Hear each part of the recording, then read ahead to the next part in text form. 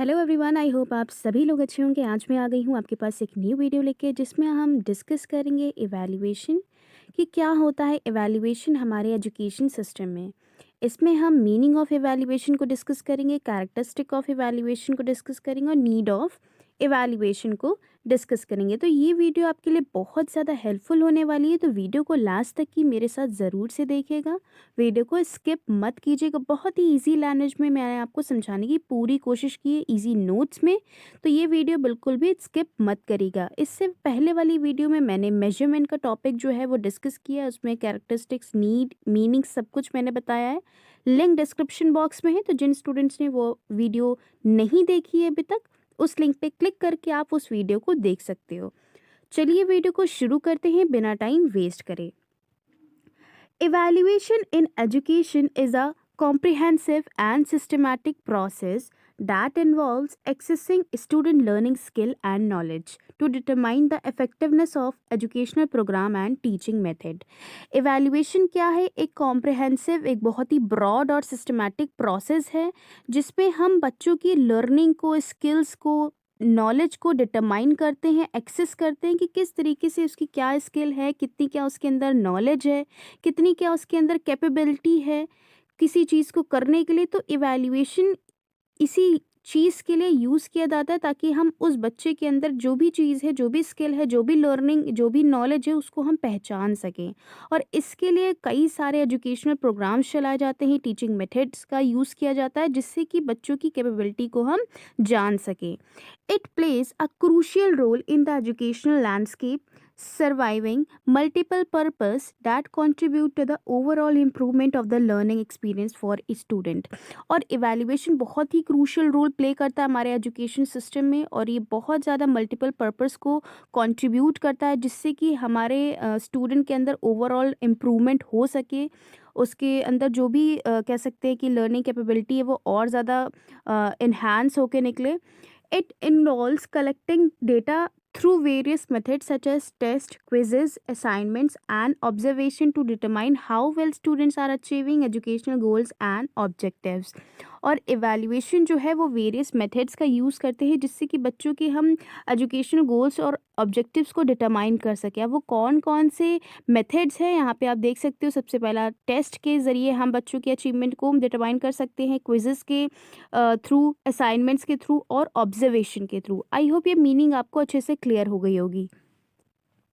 Now we are going to discuss characteristics of evaluation. सबसे पहला characteristic हमारा आ जाता है purposeful. Evaluation has specific objectives, whether it's to access learning, improve teaching, or inform stakeholders. It is designed to gather meaningful data that serve a clear purpose. Evaluation जो है उसका एक clear purpose होता है, वो एक specific objective को लेके चलता है कि हमें इस एरिया में काम करना है, इन जगहों पे हमें अपनी चीज़ें और ज़्यादा इन्हांस करनी है, किस तरीके से अपनी टीचिंग को इम्प्रूव करना है, किस तरीके से जो लर्निंग एक्सपीरियंस है बच्चों का वो हमें इन्हांस करना है। तो कहीं ना कहीं एक इसका गोल होता है, एक इसका पर्पस होता है। ऐसे ही नहीं कि कोई भी चीज़ें करने लगते हैं, नहीं। इवैल्यूएशन अपने साथ एक स्पेसिफिक ऑब्जेक्टिव, एम और पर्पस को लेके चलता है। नेक्स्ट हमारा कैरेक्टरिस्टिक आ जाता है systematic. Evaluation follows a structured process including planning, data collection, analysis and interpretation। और जो evaluation है वो बहुत ही systematic process है, comprehensive process है। इसमें चीज़ें बहुत ही structured manner में होती हैं, इसमें planning include होती है, इसमें data को collect करके हम चीज़ों को करते हैं, हम चीज़ों को analyze करते हैं, बहुत ही briefly चीज़ों को देखते हैं और interpretation करते हैं। This systematic approach ensures that the evaluation is thorough and reliable. और ये जो इवैल्यूएशन का सिस्टमैटिक अप्रोच है वो ये इंश्योर करता है कि जो इवैल्यूएशन है ये हमारा वो सभी के लिए रिलायबल हो, सभी के लिए यूज़फुल हो। आई होप ये सिस्टमैटिक वाला जो पॉइंट है आपको क्लियर हो गया होगा। नेक्स्ट हमारा कैरेक्टरिस्टिक है वो ongoing. Evaluation is not a one-time event. It should be continuous and integrated into the learning process। और जो हमारा evaluation है ये one time process नहीं है, ये लाइफ लॉन्ग प्रोसेस है, ये कॉन्टिन्यूअस प्रोसेस है, ऐसा नहीं है कि एक बार हो गया तो काम खत्म हो गया, एक बार इवेंट हो गया तो हो गया, जैसे आपका एनुअल कॉन्सर्ट वगैरह होते हैं, एक बार हो गया बस अब नेक्स्ट ईयर आना नहीं। ये इवैल्यूएशन क्या है, बहुत ही कॉन्टिन्यूअस कह सकते हैं, जीवन पर्यंत का ये प्रोसेस है और ये तब तक चलता है जब तक बच्चे का पूरे ओवरऑल पर्सनालिटी डेवलप नहीं हो जाती है। Formative evaluation for example occur regularly to monitor progress and adjust instruction, और फॉर्मेटिव evaluation इसी का टाइप है जो कि ड्यूरिंग द प्रोसेस चलता है, during the teaching learning process चलता है, जिसमें वो बच्चे की प्रोग्रेस को मॉनिटर करता है और कहाँ पे कौन सी एरिया में वीकनेस है, कौन से एरिया में बच्चों को डिफ़िकल्टी फेस करनी पड़ रही है, तो उस चीज़ को वो सुधार करता है। आई होप ये पॉइंट क्लियर हो गया होगा आपको।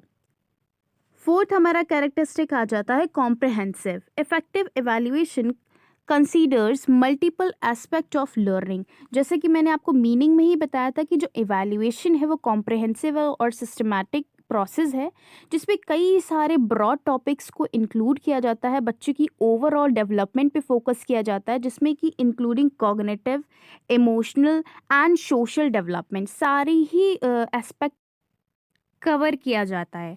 It looks at various data sources such as test, observation and student work, और इसमें ओवरऑल पर्सनालिटी को मॉनिटर करने के लिए ये वेरियस टेस्ट का हेल्प लेते हैं, ऑब्जर्वेशन की हेल्प लेते हैं और स्टूडेंट के वर्क को एनालाइज करते हैं। नेक्स्ट हमारा कैरेक्टरिस्टिक आ जाता है objective. While some subjectivity may be present, evaluation should be strive to be as objective as possible. This means using standardized criteria and methods to minimize bias in assessing process performance. यहाँ पे evaluation में आपका objective भी evaluation include होता है और subjective भी evaluation include होता है। यहाँ पे objective यहाँ पे relate है किससे, MCQs और टिक वाइज क्वेश्चन पेपर्स या टेस्ट से, और सब्जेक्टिविटी का यहाँ पे मीन्स है जो भी आप रिटन टेस्ट देते हो जिसमें आपका long long answer, short answer, ये सब इंक्लूड होते हैं, ये सब सब्जेक्टिविटी में आता है। तो जो हमारा इवैल्यूएशन है वो दोनों चीज़ को इंक्लूड करता है, ऑब्जेक्टिविटी को और सब्जेक्टिविटी को, दोनों को। सब्जेक्टिविटी में क्या होता है, बच्चा का थोड़ा सा जो इंटरेस्ट है वो लूज़ कर जाता है या कहीं ना कहीं उतना नहीं रहता और कहीं इसमें बायसनेस की भी चांसेस होती है, लेकिन इसीलिए ज़्यादातर जो हमारा इवैल्यूएशन वो ऑब्जेक्टिविटी पे भी फोकस करता है, जिससे कि बच्चे को परेशानी भी ना हो और किसी भी तरीके से बायसनेस ना हो उसकी परफॉर्मेंस को लेके। नेक्स्ट हमारा कैरेक्टरिस्टिक आ जाता है inclusive. Evaluation should be accommodate diverse learners and consider individual differences। और जो evaluation है वो सभी के लिए बना है, ऐसा नहीं है कि ये सिर्फ टॉपर बच्चों के लिए है या सिर्फ वीक बच्चों के लिए, ये इंक्लूसिव है, ये सभी स्टूडेंट को इंक्लूड करता है, चाहे वो बच्चा पढ़ने में अच्छा हो, ख़राब हो या एवरेज हो, या कह सकते हैं किसी तरीके से उसके अंदर डिसेबिलिटी हो, ये सभी के लिए कह सकते हैं कि वेरिएबल है और सभी बच्चे इसमें इंक्लूड होते हैं। It should be fair and equitable, providing all students with opportunities to demonstrate their knowledge and skills। और ये सभी के अंदर इक्विटी प्रोवाइड करता है, ऐसा नहीं कि इसमें बायसनेस की जाती है इवैल्यूएशन में कि अच्छे बच्चों को ज़्यादा प्रायोरिटी दी जा रही है, उनको अच्छे मार्क्स दिए जा रहे, नहीं। यहाँ पे इवैल्यूएशन जो प्रोसेस है वो सभी के लिए कह सकते हैं कि इक्वल है और सभी को मौका दिया जाता है अपनी नॉलेज को, अपनी स्किल को प्रूव करने का, दिखाने का, प्रेजेंट करने का। आई होप ये कैरेक्टरिस्टिक्स के पॉइंट्स आपको अच्छे से क्लियर हो गए होंगे। Now we are going to discuss need of evaluation. Evaluation की क्या नीड है हमारे एजुकेशन सिस्टम में। सबसे पहला हमारा पॉइंट आ जाता है accessing learning. It helps determines how well students have understood the material and whether they have achieved the learning objective। यहाँ पे evaluation की नीड ये है कि यहाँ पे बच्चों की लर्निंग को एक्सेस किया जाता है, देखा जाता है कि बच्चों को जो भी पढ़ाया गया वो कितना सीख पाया है, उस चीज़ को उसको कितनी नॉलेज हो पाई है। फॉर एग्जाम्पल अगर टीचर आपको कोई भी टॉपिक समझा रहा है, उसने आपका बाद में इवैल्यूएशन किया, आपका देखा, तो वो उस चीज़ को एक्सेस करेंगे कि उस टॉपिक को आपको कितने अच्छे से समझ में आया है, कहाँ पे आपकी वीकनेस हुई है, कहाँ पे आप चीज़ों में अटक रहे हो, कहाँ पे आपको डिफ़िकल्टी फेस करनी पड़ रही है। तो ये इसलिए इम्पॉर्टेंट है ताकि हम लोग बच्चे की लर्निंग को एक्सेस कर पाएँ और उसको गाइड कर पाएँ for future teaching strategies. Next हमारा आ जाता है आइडेंटिफाई स्ट्रेंथ एंड वीकनेस। जो हमारा इवैल्यूएशन है वो बहुत ही ज़रूरी है बच्चे को जो भी वीकनेस है, जो भी उसको डिफ़िकल्टी हो रही है या जो भी उसकी स्ट्रेंथ है जिसमें वो बहुत ही प्रो है, उस चीज़ को पहचानने में, उस चीज़ को आइडेंटिफ़ाई करने में हमारा इवैल्यूएशन जो है वो एजुकेटर्स को और टीचर्स को हेल्प करता है।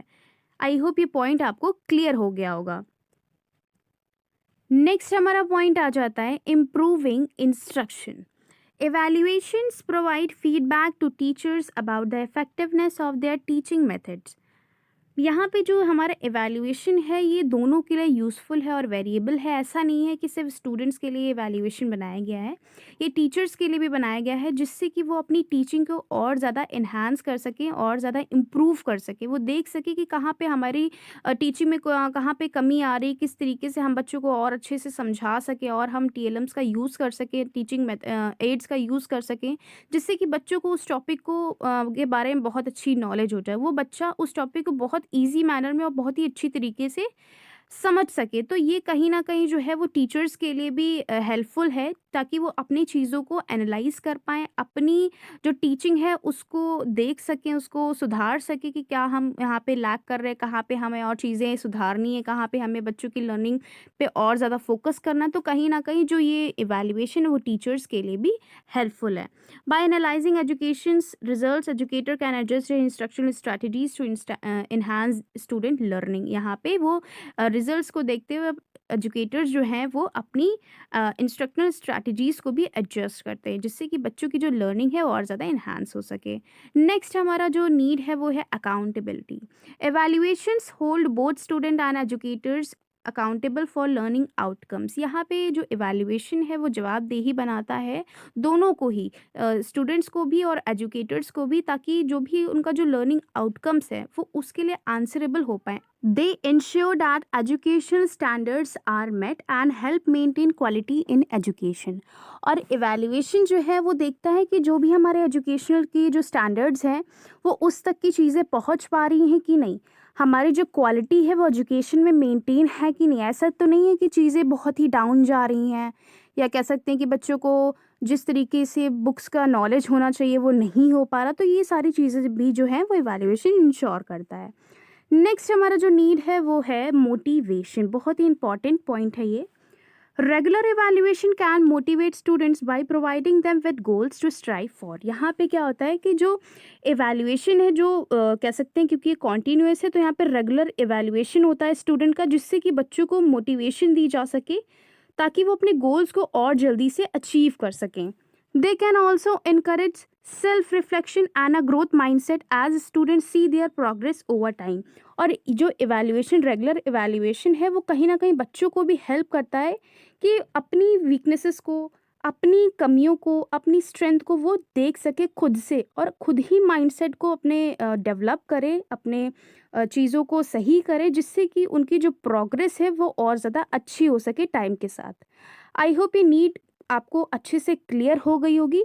वीडियो अच्छी लगे तो लाइक कमेंट शेयर ज़रूर से करिएगा। इसके बाद वाली वीडियो में मैं टाइप्स ऑफ इवैल्यूएशन को डिस्कस करूंगी, जिसके लिए आपको मेरे चैनल को सब्सक्राइब करना पड़ेगा। Thanks for the watching this video.